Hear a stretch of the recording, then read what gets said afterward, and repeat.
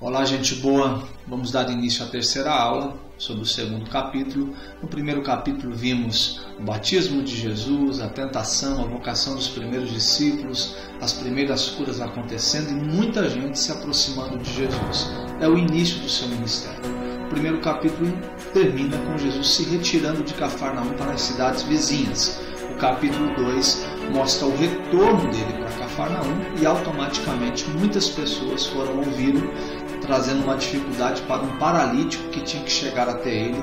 Depois mostra a vocação de Levi com Mateus, o momento que ele também se senta com Mateus e com os pecadores, e tudo isso causa um profundo incômodo nos fariseus, que a cada dia, a cada nova ação de Jesus mostra que uma tensão vai se estabelecendo nessa relação, e termina dando uma explicação sobre o jejum e o sábado a partir da sua vida, do seu ministério e da sua obra.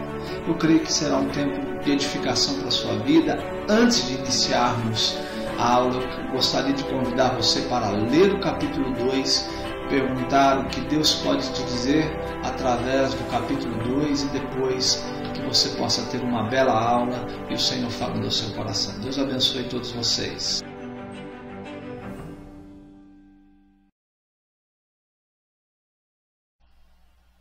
Olá, estamos dando início à terceira aula sobre o Evangelho de Marcos, esse estudo capítulo por capítulo.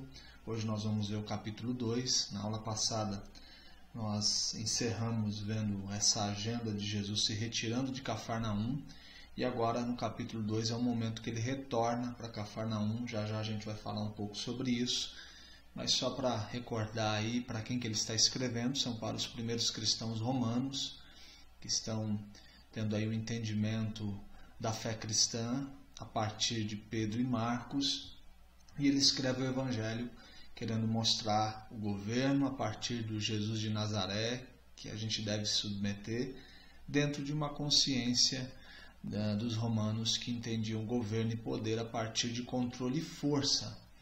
E agora um novo reino se estabelece. Jesus é o Filho de Deus, o enviado, o Messias, e ele, nessa busca de levar esses cristãos à compreensão, está escrevendo o seu Evangelho.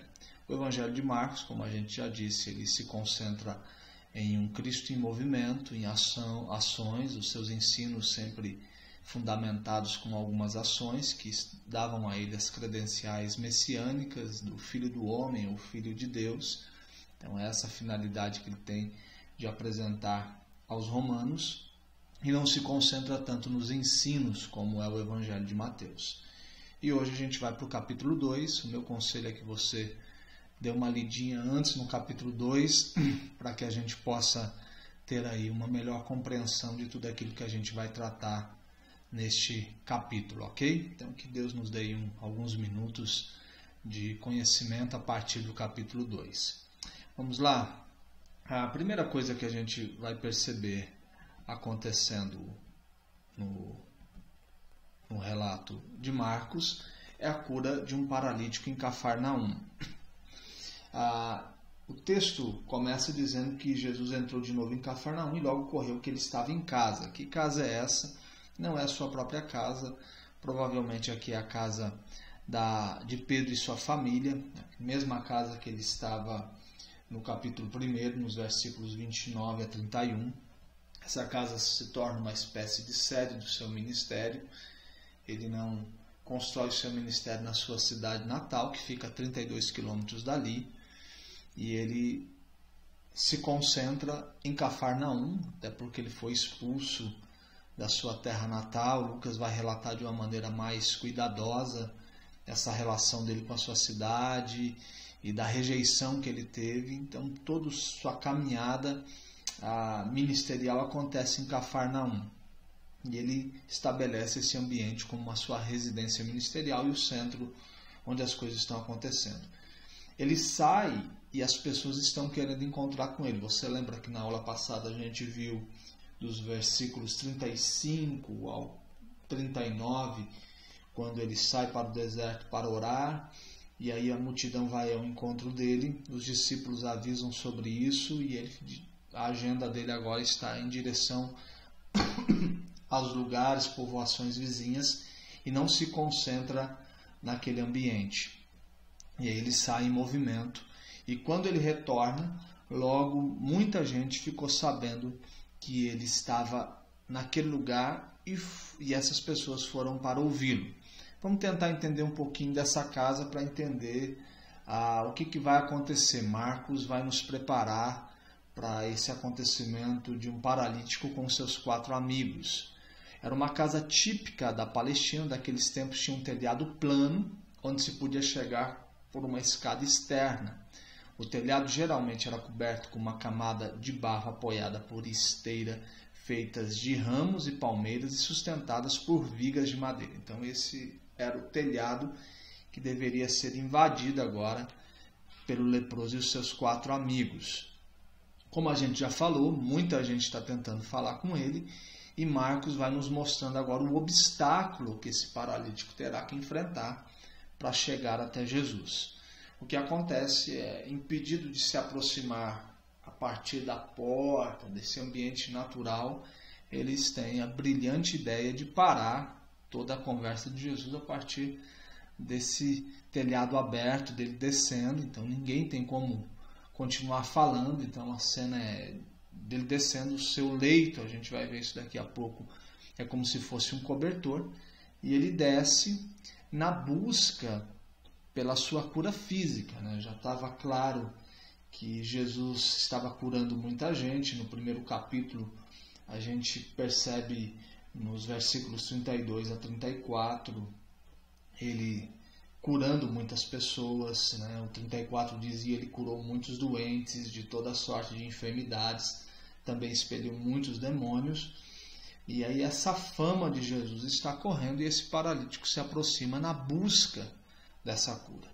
Agora o interessante é que quando o paralítico chega diante dele, a declaração que Jesus faz ao paralítico é de perdão de seus pecados.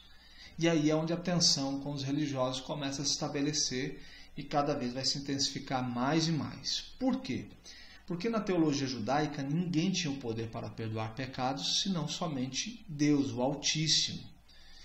E aí Marcos, na tentativa de mostrar a autoridade de Jesus como Filho de Deus, a credencial messiânica, relata isso, ao mesmo tempo que isso é ofensivo para toda a cultura religiosa. Havia todo um protocolo, um monopólio do perdão, um ritual, uma liturgia para que alguém pudesse se sentir perdoado por Deus diante dos seus pecados. E aí vem Jesus assumindo essa posição de Filho de Deus, do próprio Deus, e declara perdão sobre um homem que está esperando uma cura da sua necessidade física. Jesus, de forma simples e natural, age como perfeito ser humano, compassivo e solidário em relação ao próximo, e perfeitamente como Deus. Por quê? Porque ele está oferecendo a solução à mais profunda e dramática necessidade do ser humano, o perdão dos seus pecados. Essa demonstração prática, pública e visual da divindade de Jesus foi considerada pelos teólogos, escribas e os mestres da lei, que estão também olhando para Jesus, tentando compreender tudo aquilo que está acontecendo, como ele está mexendo nas estruturas e na toda a compreensão da verdade de Deus no cenário religioso, tentando ver se em algum momento ele dá uma escorregada e eles podem sentenciá-lo.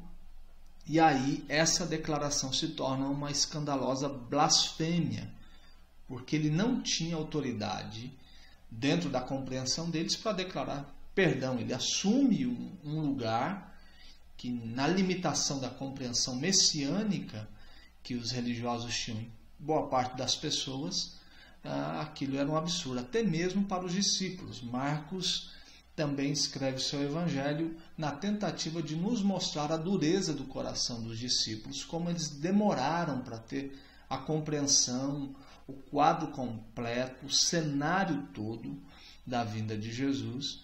Então, até para os próprios discípulos que estão seguindo Jesus ainda, aquilo é um ato chocante e novo, para que eles possam entender. Ok? E aí a gente continua vendo aqui O leito é aquilo que eu acabei de falar para vocês, era uma espécie de cobertor. A expectativa dele e dos amigos era a cura desses 4 amigos que estão levando esse paralítico. Porém, Jesus faz uma declaração de perdão de pecados. Existe um contraste no que encaramos como nossas necessidades e como Deus vê as nossas necessidades.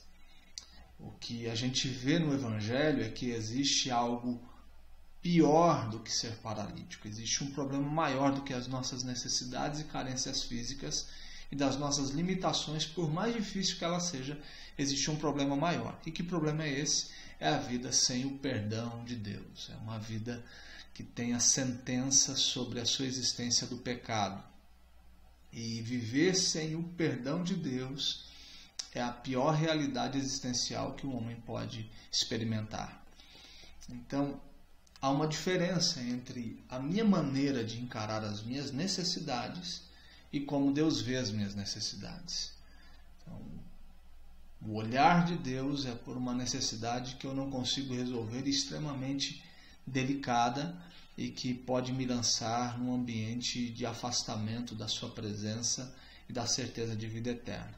Então, antes dele resolver a necessidade física, que era o grito do paralítico e a busca dos seus amigos, existe agora uma necessidade muito maior que todos daquele lugar, porque a casa está cercada, nos diz que logo estava uma multidão naquele lugar, existia uma necessidade que não era só do paralítico, era uma necessidade de todos que estavam ali, mesmo que todos tivessem os seus movimentos naturais perfeitos, que todos caminhassem de uma maneira muito tranquila, havia uma necessidade que ninguém naquele ambiente conseguiria resolver, e ele, como filho de Deus, estava resolvendo.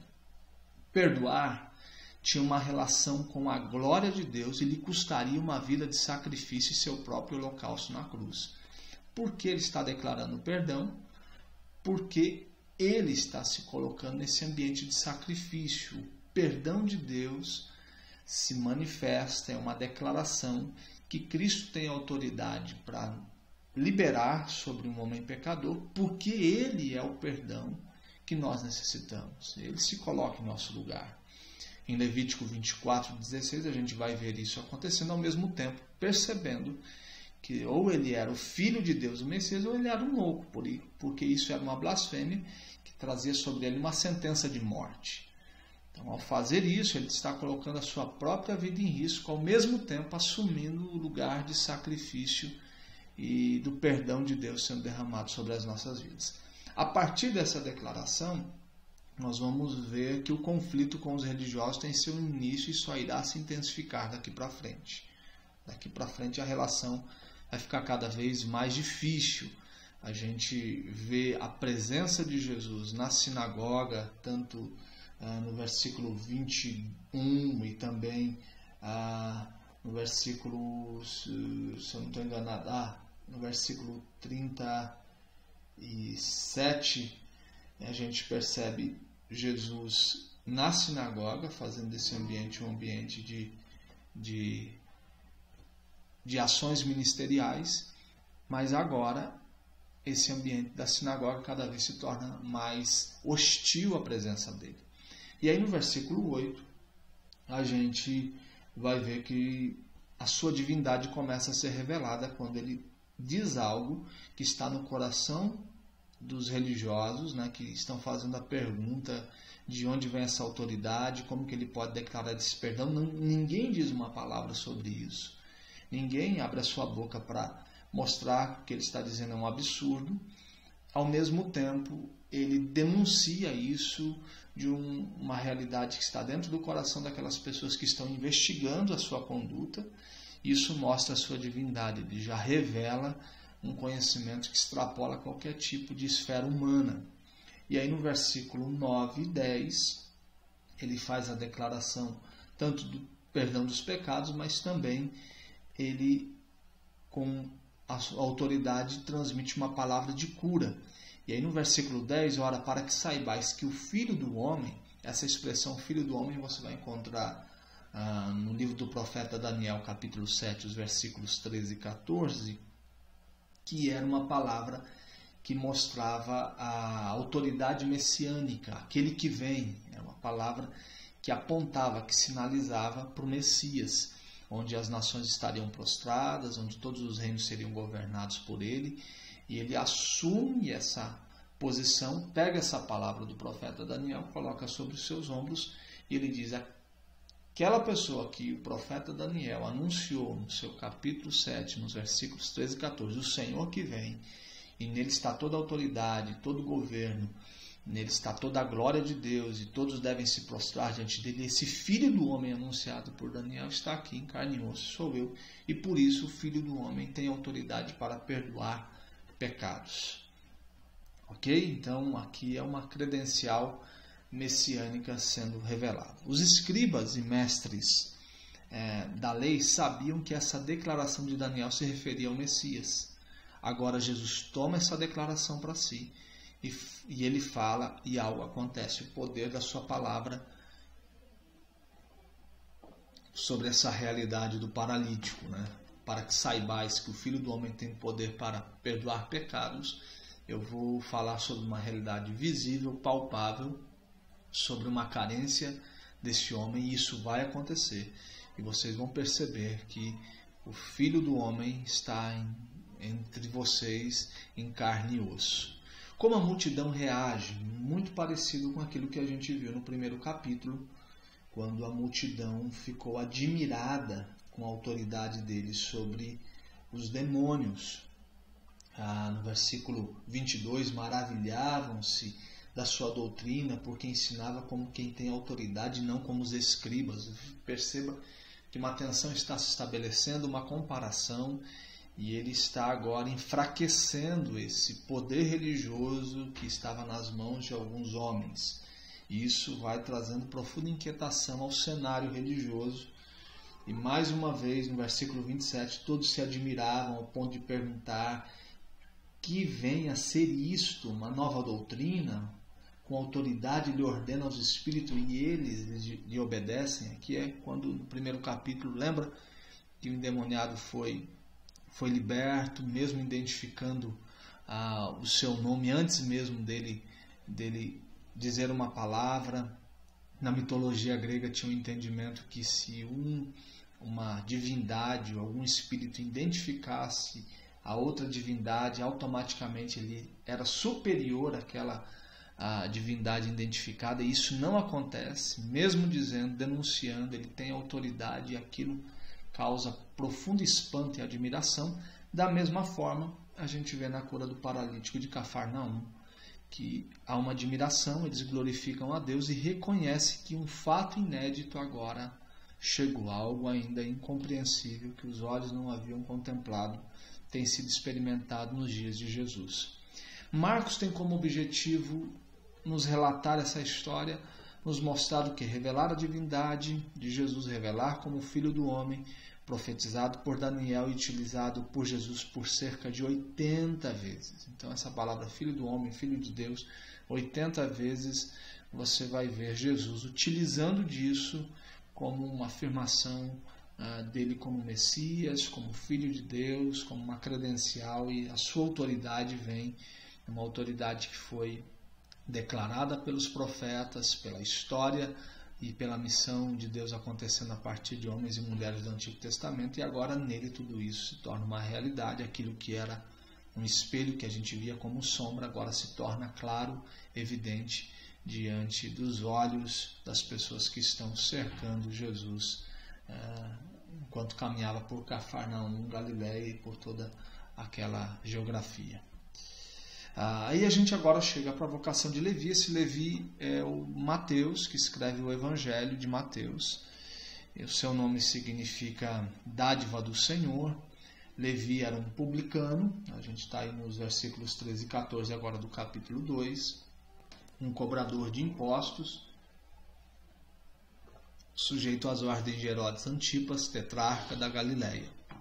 Quando Mateus escreve o seu Evangelho, a finalidade dele é mais o público judeu, para mostrar que Jesus é o Messias. Então ele concentra muito nos ensinos e ele vai trazendo um conteúdo muito mais profundo dos ensinos de Jesus, enquanto que Marcos Ele fala dos ensinos, mas as ações são bem mais evidentes no seu evangelho.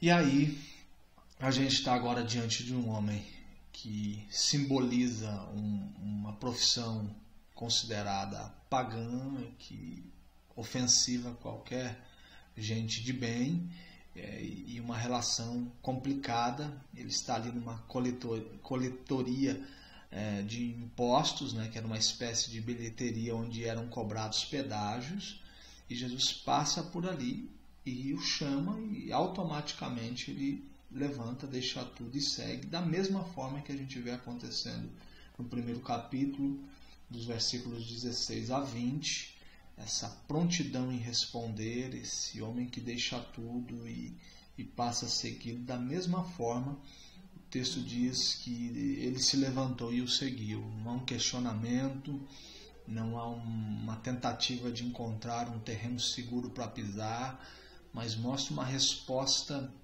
assim pronta, nos permitindo perceber que esse convite de discipulado de Jesus exige da gente uma resposta pronta, entregue, um movimento em direção a Ele e a tudo aquilo que Ele está nos apresentando. Não é um convite que permite questionamentos, um convite que faz com que a gente fique em dúvida e busque respostas para além daquilo que os nossos olhos se abriram, o nosso coração percebeu quem Ele é, e a única resposta que a gente pode dar diante dessa relação é uma entrega total e sacrificial diante do Messias que está perante todos nós. Ok?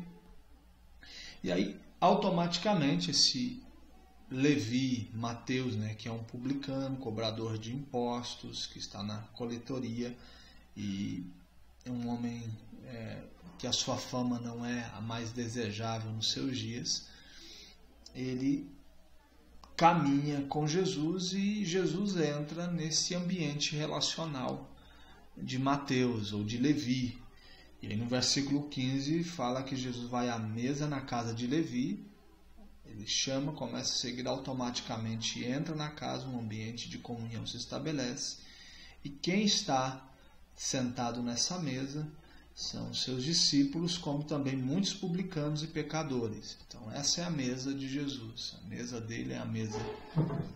ele, seus discípulos, publicanos e pecadores, homens que não eram considerados dignos. Os escribas dos fariseus, vendo comer em companhia de pecadores e publicanos, perguntavam aos discípulos como que ele pode fazer isso, né? Então, cada vez mais a gente percebe que a história vai trazendo um problema sério com esse cenário, com essas pessoas que tinham monopólio da religião. Na cultura oriental, para que você possa compreender como essa cena é grave diante daquelas pessoas que estão assistindo e relatada por Marcos no versículo 16, que na cultura oriental, especialmente na judaica, fazer uma refeição na casa de alguém era um grande sinal de amizade entre os participantes. O termo pecadores era em geral uma maneira de se referir aos cobradores de impostos, mentirosos, enganadores, adúlteros, assaltantes, criminosos e pessoas de má reputação. Então, os pecadores, qual era a seleção? Quem estava nesse time, né? Quem caía nessa rede de pecadores que a gente vê aqui? Eram as pessoas mentirosas, enganadoras. Então essa é a mesa, e essa mesa é o símbolo de uma comunhão, de uma relação profunda, carregada de ternura e de algo que está sendo construído. Então essa é a fotografia, não é algo tão simples de digerir, não é? E para os religiosos isso ainda é muito difícil. E ele acabou de dizer que ele é o filho do homem e está sentando à mesa com essas pessoas. Jesus e seus discípulos são convidados de honra de um grupo sem qualificações que os religiosos exigiam. O conflito com os religiosos na cura do paralítico agora vai se intensificando. Os fariseus não construíam relações com os gentios, publicanos ou judeus publicamente ímpios. que é o que está acontecendo aqui. E muito menos comiam com eles. Jesus senta à mesa com pecadores, compartilha a mesa com pecadores. Isso era considerado um ato de profanação. Então, como que o Filho do Homem pode profanar a sua própria vida, o seu ambiente? E essa declaração que soou como blasfêmia, Filho do Homem, perdão dos pecados, e agora sentado neste lugar onde nos causa tamanha revolta e distanciamento. Segundo o farisaísmo, a graça de Deus era oferecida somente àqueles que cumprissem a lei. Como esses homens não cumpriam a lei, a graça de Deus não poderia estar com eles. Okay, deixa eu tentar erguer aqui um pouquinho, não baixar, né? Para poder. Isso, ficou melhor. Ok? Então a gente está aí, Jesus comendo com os pecadores. Agora, quando a gente vai para o versículo 17, ele responde esse questionamento dos escribas, dos fariseus, perguntando como que ele pode comer, e aí ele responde, dizendo, não são os que precisam de médico, e sim os doentes. Ou seja, eles precisam do meu toque. Baixar aqui. Isso. Aí. Assim como os médicos devem ter contato com o doente, assim também o ministério de Jesus obriga a andar na companhia de pecadores e de marginalizados da sociedade. Então, esse contato com os doentes é uma demonstração clara de alguém que veio para curar. Não há como um médico sarar alguém numa relação distante, não aproximando, não percebendo, não olhando, não conversando, não fazendo o diagnóstico correto. Então ele usa essa figura do médico e a figura de gente sã e gente doente para mostrar a sua missão, para declarar a sua missão, o que ele veio fazer. E aí fica muito claro para a gente o que a declaração de missão de Jesus, né? Que ele veio nos curar do pecado, gente que se reconhece pecadora, que não são pessoas que se acham justas como os fariseus. E Mateus, nessa mesma cena que ele está, ele acrescenta Oséias capítulo 6, versículo 6. Dá uma olhadinha lá e você vai ver o que agora é aceitável, é agradável aos olhos de Deus a partir daquilo que Jesus está fazendo. Ele, como sendo parte daquilo, ele acrescenta mais um texto do Antigo Testamento para trazer um respaldo daquele comportamento de Jesus. Existe uma parábola em Mateus capítulo 22, dos versículos 1 a 14, que fala a parábola das bodas, que fala de um senhor que quer fazer uma festa e ele convida, os primeiros convidados recebem convite, diz que tem muita coisa para fazer, tem conta para pagar, tem um negócio, a agenda não dá. E aí ele fala, esses homens não eram dignos, e aí ele insiste, porque é o desejo da festa acontecer parte do dono da festa, diz a festa vai acontecer, e agora ele manda que esse convite chegue para os guetos, para todos os lugares possíveis, nas esquinas da vida, convide gente boa e gente má, e todo mundo que chegar vai chegar e vai sentar na mesa, vai experimentar da comunhão. É a grande festa da salvação de gente justificada pelo Jesus Cristo de Nazaré. E aquilo realmente é um símbolo desse ambiente de comunhão. Novamente tem uma festa, tem uma mesa, tem comunhão, tem relação.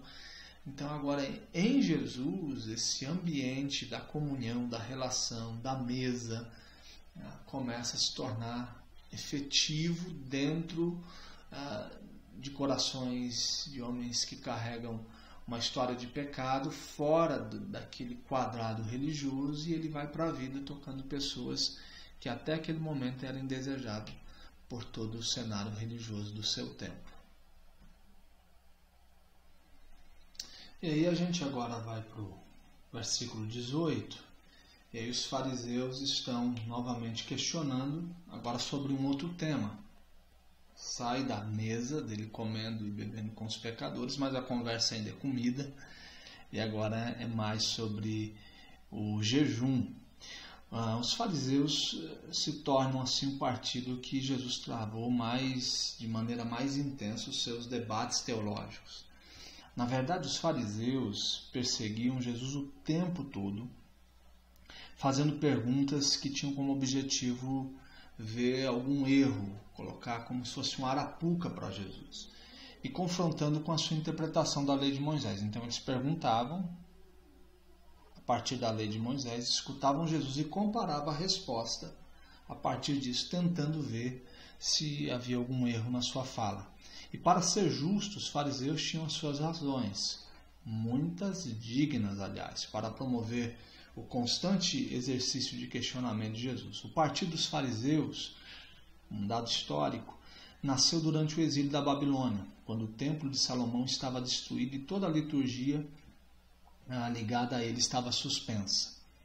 Não era mais possível fazer os sacrifícios no templo, nem levar as ofertas até Jerusalém. Assim, o que restava a Israel exilada era obedecer fielmente à lei de Moisés. Foi na Babilônia, nesse período, que surgiram as sinagogas. Lembra que a gente falou das sinagogas, que quem falava tinha que ter alguns seguidores, pelo menos 10 casais judeus para formar uma sinagoga? É nesse momento que ela surge, a sinagoga, que Jesus, no primeiro capítulo, pelo menos 2 vezes passou por ela. E foi nas sinagogas que os judeus começaram a estudar a lei, procuravam obedecê-la da maneira mais rigorosa possível. O escriba Esdras é considerado o patrono dos fariseus. Quando Jesus chegou à Palestina, nesse momento, esse partido já existe há pelo menos 150 anos. O conflito entre o discurso revolucionário de Jesus e aqueles homens zelosos pela fidelidade de Israel à lei de Moisés é quase inevitável. Havia um ditado fariseu que dizia que era preciso proteger a lei, colocando uma cerca a seu redor. Em sua origem, os fariseus estavam preocupados em proteger Israel contra a rebeldia em relação à lei. Mas seu zelo inicial se degenerou em legalismo e cegou seu entendimento.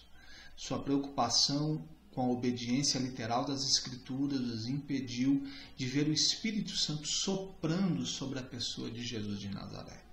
Não raras vezes o rigor religioso se revela uma grande armadilha, uma camisa de força para quem fala e para quem age em nome de Deus. A lei é um caminho de liberdade, mas ironicamente os religiosos mais rigorosos não conseguem celebrar a liberdade e se tornam os maiores adversários de Jesus e sua resposta de libertação. Os discípulos de Jesus são zelosos das coisas de Deus, sabem, porém, que o zelo não é um fim em si mesmo. Sua prática da lei está submetida ao Espírito Santo, e onde está o Espírito Santo, há liberdade. Então havia, dentro do entendimento dos fariseus, como se fosse uma cerca, né? O que eles dizem ali, aquele ditado popular. E vem Jesus e quebra essa cerca, despedaça isso e invade esse ambiente onde os fariseus estavam conservando como um ambiente seguro. Originalmente, esse partido o seu significado era considerado como os separados. O que separava os fariseus era uma interpretação hipócrita, rigorosa da lei judaica, que Jesus denuncia como sepulcro caiado, que esteticamente, por fora, é uma coisa muito bela, muito bonita, mas por dentro a realidade é extremamente diferente daquilo que apresenta. Na Didaquê diz que os fariseus jejuavam 2 vezes por semana, no 2º e no 5º dia da semana. O jejum, portanto, era um importante aspecto da observância do ritual dos fariseus. Você vai ver isso de uma maneira bem mais objetiva no Evangelho de Lucas, capítulo 18, versículo 12, e no versículo 19 agora do capítulo 2 de Marcos, Jesus coloca um símbolo do casamento judaico para mostrar por que os seus discípulos estão tendo esse comportamento de não jejuar diante da disciplina e do comportamento que os fariseus estão tendo nos seus dias na conservação da lei de Deus na sua prática. O casamento judaico era uma ocasião para alegria geral e a sua celebração chegava a durar uma semana. Não fazia menor sentido, e aqui está o que Jesus está querendo dizer, pensar em jejum durante essas festividades. O jejum sempre esteve relacionado a momentos de dificuldade, grandes desafios e tristeza. Enquanto o noivo, Jesus, estava na festa, era tempo de regozijo. O tempo triste e amargo chegaria, como chegou, quando Jesus seria tirado com violência. E naqueles dias, sim, os discípulos iriam jejuar. Ele está usando, dentro da compreensão, essa cena é muito clara para eles, né, o que é o casamento dentro do contexto cultural deles. E eles estão dizendo, quando há um casamento, ninguém fica jejuando. Eles também não. Apesar de jejuar 2 vezes na semana, provavelmente na semana do casamento não havia jejum praticado pelos fariseus. E ele está dizendo agora, da mesma maneira como vocês se comportam no casamento que vocês celebram, agora o noivo está aqui. E agora essa semana vai durar um bom tempo. E essa semana de regozijo, alegria e de liberdade. E no versículo 20 ele já começa a apontar para a sua morte. Quando ele fala o noivo será tirado, ele já está mostrando como a história será conduzida. Ele não está vulnerável na história, ele não está refém dessa história, ele é senhor dessa história e ele se permite ser conduzido para esse caminhar de crucificação. Interessante isso para quem Marcos está escrevendo, porque apesar do Jesus de Nazaré morrer de maneira vergonhosa e frágil em uma cruz, e eles agora têm que olhar para ele como um símbolo de governo e senhor e se tornarem servos dele, a ideia é que ele conduz a sua própria história, ele não está vulnerável diante dos acontecimentos ao seu redor. Ok? Então a pergunta está sendo, vai festejar ou vai jejuar? E aí ele diz 2 parábolas, né? Usando 2 figuras, tanto do casamento quanto também do vinho, e é impossível misturar o velho ritualismo da lei, né, o judaísmo em todas as suas formas, em toda a sua esfera, com a nova aliança da graça e da liberdade em Cristo Jesus. Então, nessa passagem dos versículos 18 a 22, é essa verdade que Marcos está apresentando para a gente, que a liberdade da graça chegou e um novo momento se estabeleceu e Deus está construindo, como sempre construi a partir do novo, um novo mandamento, uma nova aliança, um novo céu, uma nova terra, um novo coração, um novo homem, então uma novidade de vida, o tempo todo a construção a partir do novo, e o Evangelho de Cristo Jesus é essa nova aliança carregado da sua liberdade. O que Marcos está querendo mostrar aos romanos que se aplica às nossas vidas, primeiro é que a fé cristã não é o judaísmo. Isso é importante diante de o tempo todo você perceber práticas judaizantes entrando na igreja de Jesus. Então a fé cristã não é isso. A fé externa e ritualista foi transferida para a relação profunda e transformadora. O caminho para Deus não é pela obediência às normas, regras, mas unicamente através de uma comunhão com Jesus. A natureza do reino de Deus é de alegria e regozijo pela chegada do Rei, seu perdão. É impossível misturar o Evangelho com as velhas práticas do judaísmo. E por último, Deus nos deixou disciplinas espirituais para o nosso crescimento, que chamamos de meios de graça. Então há uma relação onde essas verdades de Deus, essas manifestações acontecem, que é totalmente diferente daquilo que havia sido experimentado e construído dentro do ambiente religioso, e agora, através do Evangelho, se tornam aí possíveis por causa da obra redentora de Cristo Jesus.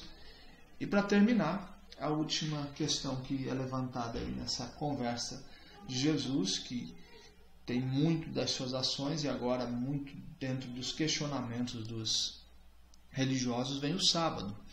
O sábado, na lei mosaica, permitia que todo viajante pudesse colher espigas de trigo ao longo das estradas com o objetivo específico de comê-las no mesmo instante para matar a fome, de acordo com Deuteronômio capítulo 23, versículo 25. Os fariseus não estão criticando essa prática, mas sim o fazer isso no sábado. O que está acontecendo aqui? Os discípulos de Jesus colheram espigas, comeram, e isso era no sábado. E eles estão dizendo, isso não é lícito.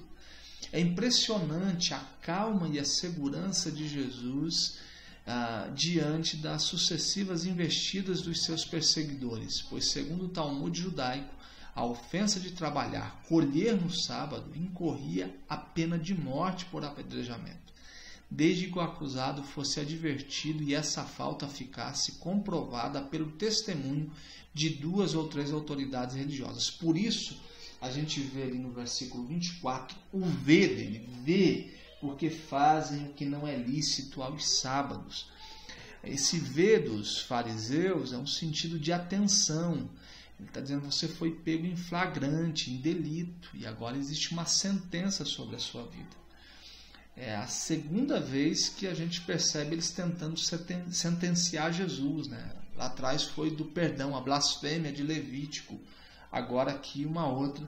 E Jesus diz, não, mais importante do que o sábado, do que as espigas, do que o pão é a vida. Ele traz à memória aquele texto, aquele recorte de Davi com seus homens, mostrando que mais importante do que o pão, mais importante é a vida, e a vida é sagrada, a vida deve ser cultivada, é por ela que o Evangelho existe, é nela que a gente deve tomar nossas decisões baseado na coisa mais sagrada, que é a vida.